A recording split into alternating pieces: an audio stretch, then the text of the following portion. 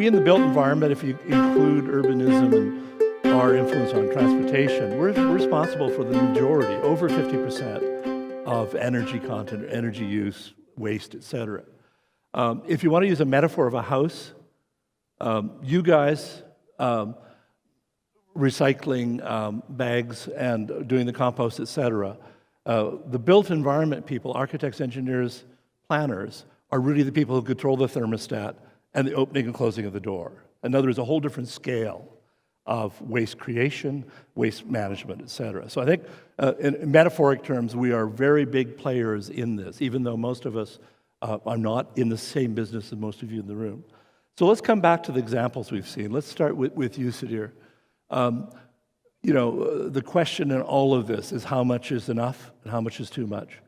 When you're doing Benny Farm, how did you decide how much to save? When did you decide it? How was it funded? So on. Yeah, that's a good question. So generally, I think the question is answered by how much is the place loved and how much is the place in the way. So with the Benny Farm, in 1992, when it first became known that the Benny Farm was going to be demolished at 100%, that local grassroots community totally went up in arms. They right immediately. This was a very tight community, and they loved the Benny Farm. The Benny Farm had all kinds of problems structurally. It had, the envelopes were falling apart. It was almost empty. There were just a few people left living in the apartments that were there. It was housing for war veterans. And so the earliest proposals said, no, we have to save 100% of it. And so the sort of sub-answer to how much is it loved is by whom? Right? Because the local community absolutely wanted it, but the municipal powers that be, and in fact the property owner, which at that time was the Canada Mortgage and Housing Corporation, were not convinced that saving it was the right thing. So there's always a negotiation.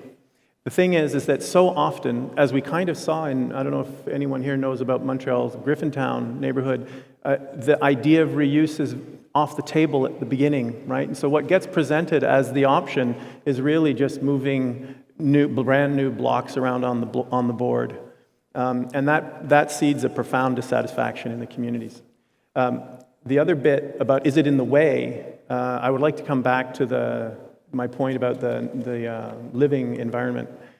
There are some cases, too frequent, where the only way to insert green space into cities is to take away some buildings. There, we have to hope that the buildings were put together with spikes rather than with glue, right? Because then you have a bigger job to reclaim more of those buildings. The more is put in the landfill if it was buildings built after about 1960, and less if it's buildings built before. So it's always a negotiation. Good. Okay, thank you, Sudhir. Clint, let's go to you. Your talk outlined the kind of broad innovation policy strokes. We're getting a lot of the questions in the top 5 are all dealing with how to reduce what goes to the landfill. How do we reduce construction waste? You're in a large construction company. Could you maybe give us a couple of war stories or examples of how Stuart Olson is reducing what gets carted off site and dumped? And one example, if I move upstream on the supply chain side, if I think of systems in a building, even wiring, just think of a little thing like wiring, and every spool of wire, as an example, it's got its own package. Well, how do we reduce that packaging and have one large bulk package? So when we get to site, we're staging our logistics, but to streamline the supply on site, but it's reducing potential waste ever before getting there. Another area, whether on demolition or if there's some of the slue, the leftover from the cement, the aggregate, and we can take that away and have that crushed. And in fact, on this project I made reference, there was a demolition, and that all went back into the supply chain where, in fact, it was used, as I understand, to go into roadway systems. So those would be just two examples. There's another one. If you think of the concrete on the form foundation, the wood, we clean all of the residue away and all the metal, the studs, steel studs, whatever that may go with that, and the wood goes back into a chipping, and in some cases it's used in a kiln in the incineration aspect. In other areas it's chipped and put into these logs. So when we follow that through in the supply chain where it goes, those would be a few examples right off the bat. Good. Thanks very much. Yeah. Josh, we're getting a lot of comments about the development industry, et cetera, that they're not incentivized to reduce waste, et cetera. I'm just curious your take. It's a difficult issue. We have a kind of disposable notion about buildings. This city is built by speculative developers who are not going to own the buildings they make. They sell them to the individual condominium owners, et cetera. Therefore, they're not interested in life cycle costing or indeed anything other than getting the pre-sale done and their bank loan secured. So I'm just curious, in your view, how can prefab and modular and its potential for more direct recycling, how can that solve some of this? What argument would you make if a developer walked on the stage right now?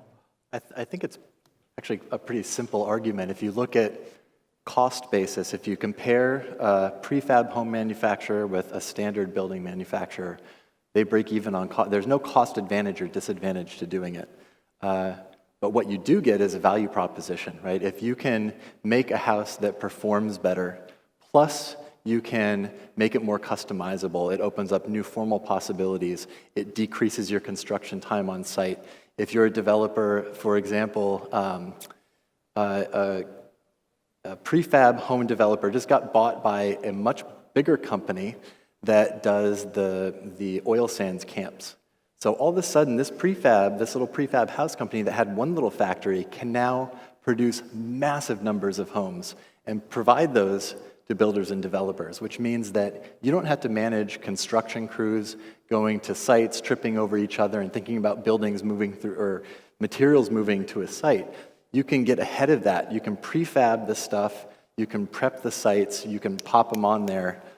There's so many economic advantages to doing it, along with design advantages, performance advantages, divertibility advantages. It's an easy sell. I mean, I don't think that there's really any conflict with that. The other thing about it is that when you're talking about innovating on how to put things together, if you're dealing with trades constantly, it's going to get built the way that they know how to build it. Yeah. If you can start to make factory standards on those things and augment that, you're going to get somewhere.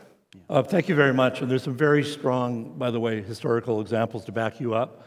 The world's first large-scale, large geographic modular construction system was initiated by the Hudson's Bay Company. Yeah. They had modular standard details of logs and squaring and assemblies. They had a central office in London, and they had mobile squads of builders in canoes that went to places like Fort St. James and Nanaimo, building according to a modular logic. And the notion was, by the way, that some of these forts would be disassembled and moved. So it really is a powerful idea. Well, there's just the basic question of scale. We're not just talking about houses in cities. We're talking about refugees. We're talking about a massive global population that's moving into cities.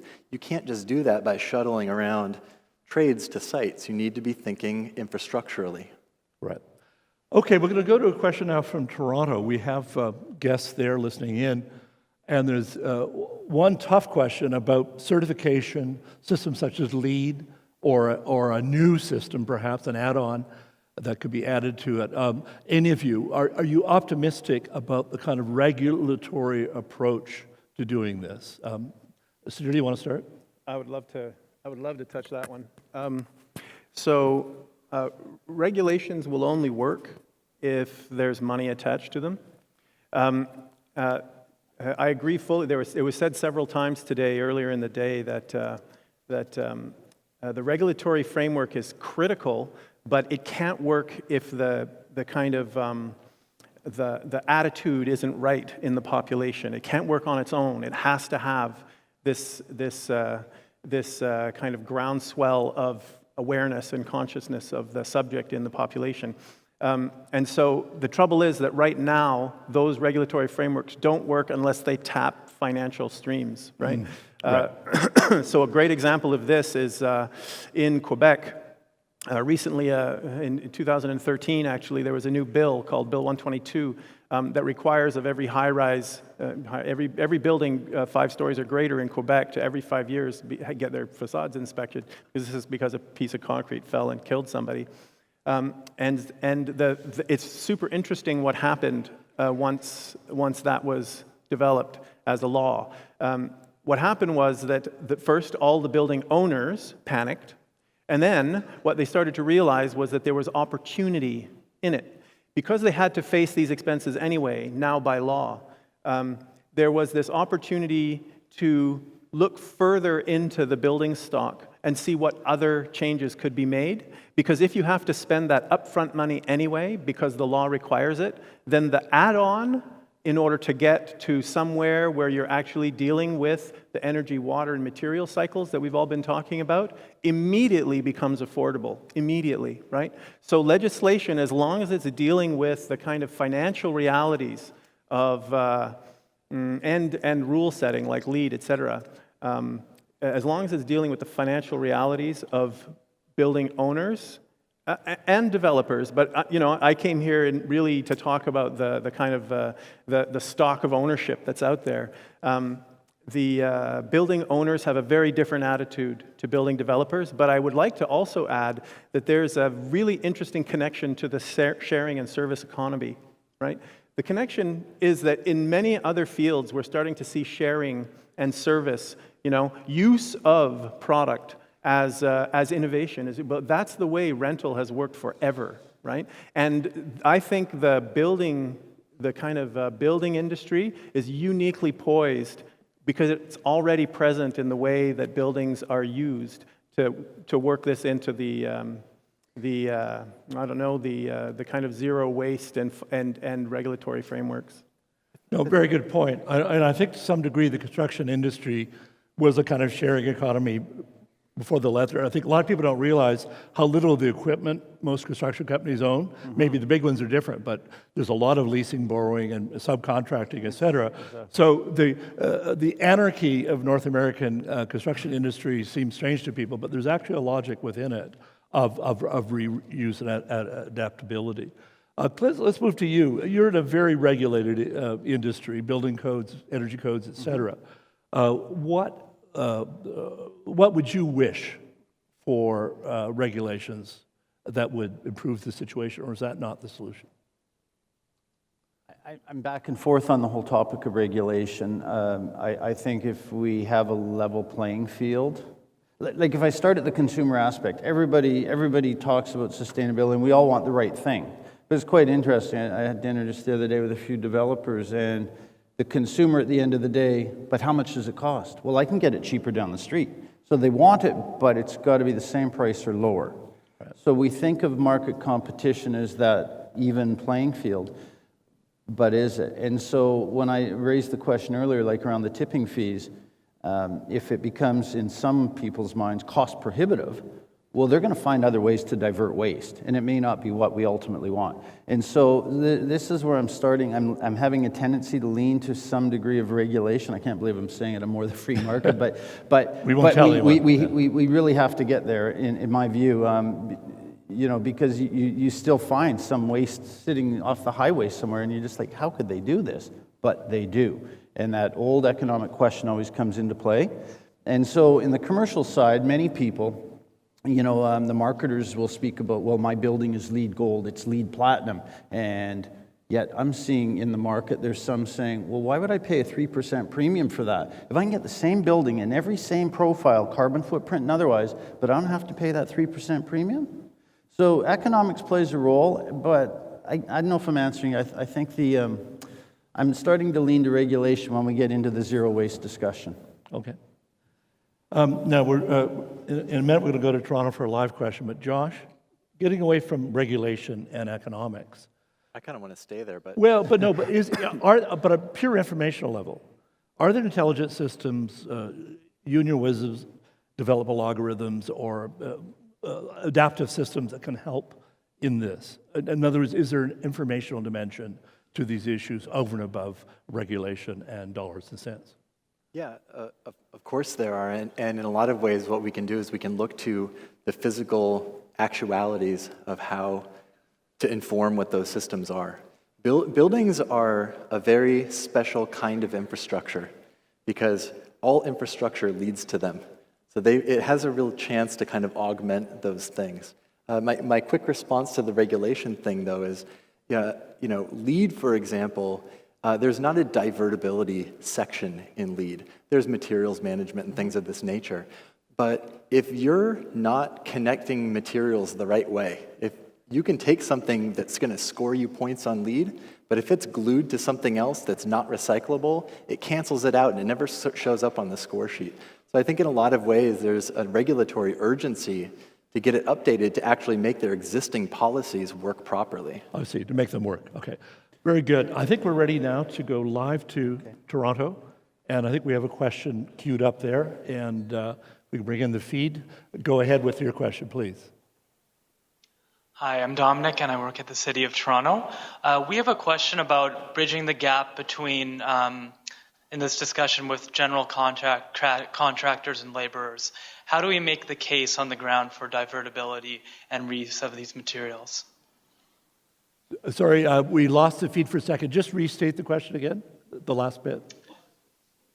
Yes, how do we bring general contractors and laborers on the ground into the conversation about divertibility and reuse of materials in construction? Okay, very good question about a dialogue between laborers and workforce and contractors. Clint, do you want to start on that?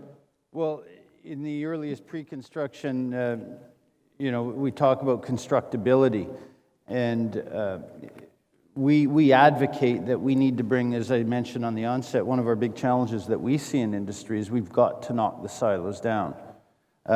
In fact, we're with a large group on this upcoming Monday, and their debate or their premise has been, well, we'll just design it. We don't need contracting involved till after when we put it out to tender. But if we're all involved up front initially in that collaborative approach, we call it our value ecosystem, but you can get into the constructability and the whole pre-construction phase. That's where you're planning. That's where you bring all the stakeholders. And in fact, that was a big value for us on Bentall 745 Thurlow. It was about the pre-planning, getting everybody involved right up front. Great. Sudhir, you live in a province that's got a different construction industry than out here. What does that mean? You shut down for 2 weeks of fishing every summer for Saint Jean-Baptiste. Tell me about that kind of dialogue between the people you're building the buildings on the site, contractors, and you as designers. Well, so there's another law in Quebec that requires all public bodies to take lowest bidders. So this applies extraordinary pressures on the construction industry and on the general contractors. It supports collusion and all these other kinds of things we've been hearing coming out of the news, but it also puts a lot of pressure on cost. So the general contractors, the subtrades, they're actually very willing to perform, to do new things, provided it's very clearly written in their contract and everybody's bidding on the same thing, right? And they're also very, very willing to be involved up front in conversations. They'll do it often for free before the bid even goes out, right? So that they really understand what's trying to be done in a given situation. So I don't think, and I've worked both in Ontario and in Quebec, and the industry is not so different from that perspective, except perhaps this kind of legal cost pressure. But I wanted to say something also about the data question you had asked earlier. How can this? There's something super interesting that's happening countrywide right now. It's already happened in Ontario. I think it's happening in British Columbia, and it's benchmarking data. Now, benchmarking data is going to be transformational. Why? Because as soon as everybody starts saying, okay, well, we're using this much water and this much energy, then, not only will it be a little bit embarrassing for some of them, but it will also become on the radar You know, part of that, if you're not measuring it, you're not managing it kind of thing. And that will really transform how we look at least for the kind of fluid streams in building, energy and water, that's going to be transformational. That will change how energy and water, the cycles are considered in buildings. But that will probably also mean that labor will be benchmarked and performance standards set there too. So perhaps some of the construction unions will not like that. So you've done a number of, you do nothing but competitions. Quebec, it's a key mode of commissioning public buildings, right? Virtually unheard of in British Columbia, a little bit in Edmonton. Now, can you think of that as generating, in a kind of biosystem way, generating multiple ideas that then are fed back, they enlighten clients, and they make for better buildings? I would like to hear either you or Josh talk about that. Are competitions themselves a kind of iterative, intelligent system that can lead to better buildings? Want to start with that? Well, I think there's value in them, to be sure, but I actually think research partnerships are the new competition. I think when we're talking about bringing people to the table up front, early in conversations, I think that's actually where it has to happen, where you can really prototype, you can really understand how industries or disciplines work, and you can fold that information into new techniques, new applications to make it happen. I think it's there's always a sort of undertone at these kinds of conferences that the challenges are somehow social to something like zero waste. If we can just change people's attitudes, then we can achieve it. No, it's absolutely not that. I think it's much, much more. And I think, for example, in the context of architecture, the biggest challenge to architectural innovation has to do with trade practices, construction practices. I do think that there will be massive labor market transformations moving forward.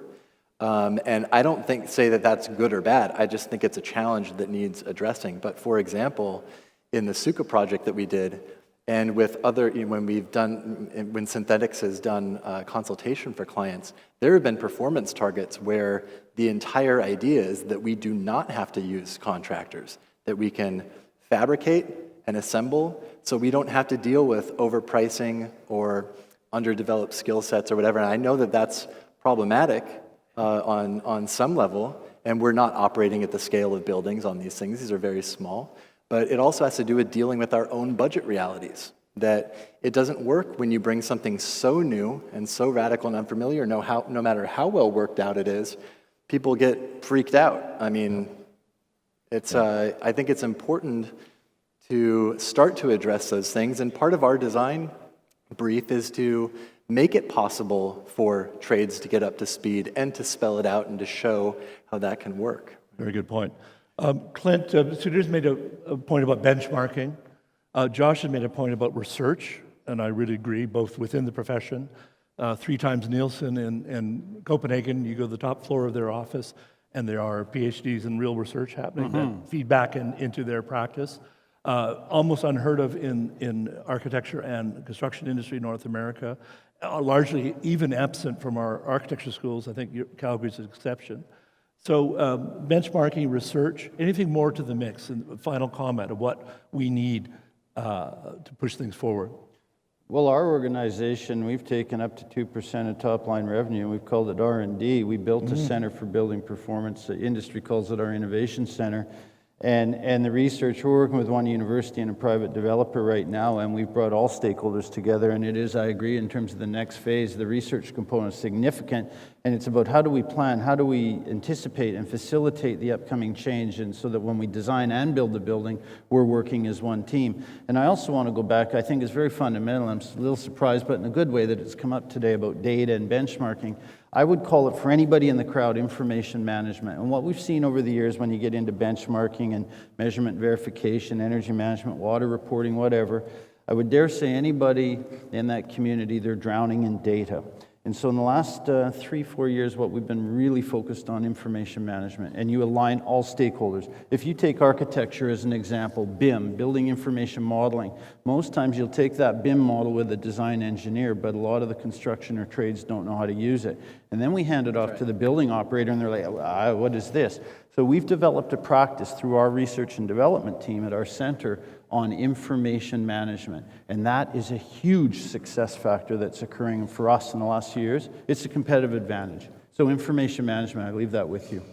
Great. Well, it's always nice to end on a positive note and an initiative that's going somewhere good. I didn't know about that, and it's great to hear that there's that kind of reinvestment, which I assume also goes to your salary, doesn't it? Oh, yeah. Okay, good. Okay, great. Okay, I'd just like to thank my panel. We've ranged widely and as much as we could deeply. I'd like to join me in thanking them for the presentations. Well, thank you all.